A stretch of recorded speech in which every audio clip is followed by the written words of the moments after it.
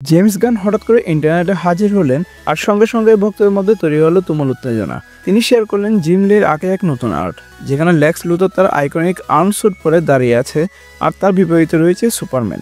সেই ছবির সঙ্গে তিনি লিখলেন, পরের সুপারম্যান মুভির নাম হবে ম্যান অফ টুমরো এবং এটি মুক্তি পাবে 2027 সালের 9 জুলাই।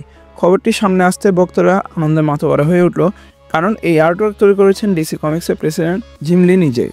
শুধু তাই নয়, সুপারম্যান চরিত্রে অভিনয় করে ডেভিড কর্নস্টওয়েট শেয়ার করেছেন জর্জ জিমিনি আঁকা সুপারম্যানের একটা কনসেপ্ট আর্ট। অন্যদিকে লেক্স লুথরের চরিত্রে অভিনয় করে নিকোলাস হল্ট সামনে এনেছেন মিস জেরার্ডের তৈরি আর্টওয়ার্ক। সবগুলো আর্টের নতুন করে বানানো হয়েছে এই সিনেমা অফিসিয়াল সুপারম্যান লোগোকে যুক্ত করে। মজার ব্যাপার হলো, জেমস গান আর ডেভিড তাদের পোস্টে সুপারম্যান আর লেক্সকে পাশাপাশি দাঁড়িয়ে থাকতে দেখালেও নিকোলাস হল্ট সুপারম্যান এবং তার লড়াইরত অবস্থায় উপস্থাপন করেছেন।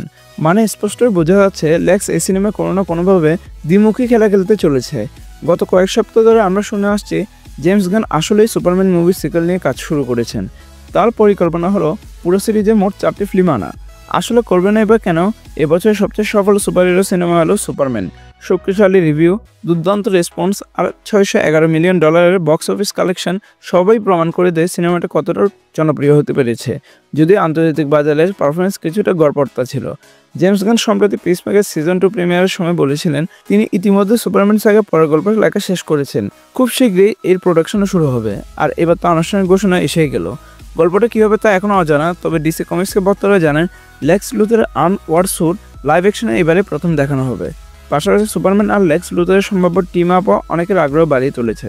শেষবার আমরা লেক্সকে দেখেছিলাম কান্নারত অবস্থায়, যাকে নিয়ে যাওয়া হয়েছিল ভেলে রিপ জেলে, যেখানে ডিসির সবচেয়ে ভয়ঙ্কর ভিলেনদের রাখা হয়। এবার যদি সত্যি সুপারম্যান আর লেক্সকে একসঙ্গে পৃথিবীর রক্ষে দেখা যায়, তাহলে সেটা হবে অত্যন্ত আকর্ষণীয়।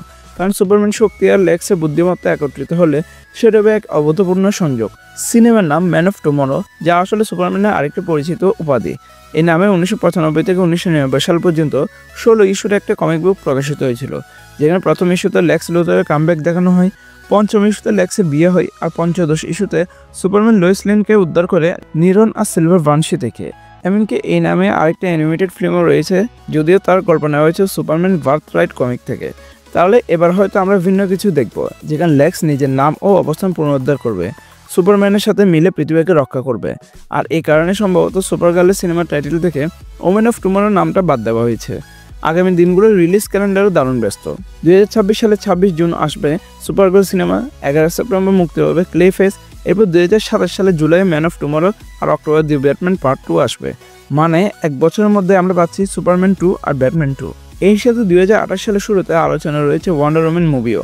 ডিসি এবার সত্যি ট্রিনিটি, সুপারম্যান, ব্যাটম্যান আর ওয়ান্ডার ওম্যান সবাইকে ফিরিয়ে আনতে চাইছে। অন্যদিকে ল্যান্টার্ন সিরিজে গ্রিন ল্যান্টার জন স্টোরের চরিত্রে অভিনয় করা অ্যারন পিয়েরো এই পোস্টে কমেন্ট করেছে, ইয়েস ইনডিড।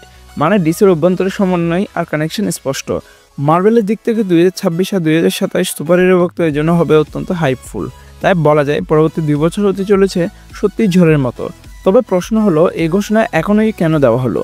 আসলে জেমস গান চাইলে পিসমেকার সিজন 2 শেষ হওয়ার পরও ঘোষণা করতে পারতেন, কিন্তু ইনসাইডার রিপোর্ট বলছে এই সিজনের শেষ 3টে এপিসোডে সুপারম্যান সম্পর্কিত বড় কিছু ঘটবে। সিরিজে ইকোনোমাস চরিত্রের অভিনেতা স্টিভ এজি নিজেই জানিয়েছেন শেষ এপিসোডগুলো একেবারে আলাদা মাত্রার হতে চলেছে, তাই তার আগেই এ ঘোষণা আনা হয়েছে। আরেকটি গুরুত্বপূর্ণ বিষয় হলো, এটি হবে সবচেয়ে দ্রুত আসতে থাকা সিকুয়েলগুলোর একটি। এর আগে কেবল 1989-এর ব্যাটম্যান ও তার সিকুয়েল ব্যাটম্যান রিটার্নস এবং আয়রনম্যান ও আয়রনম্যান 2 এত কম সময়ে রিলিজ হয়েছিল।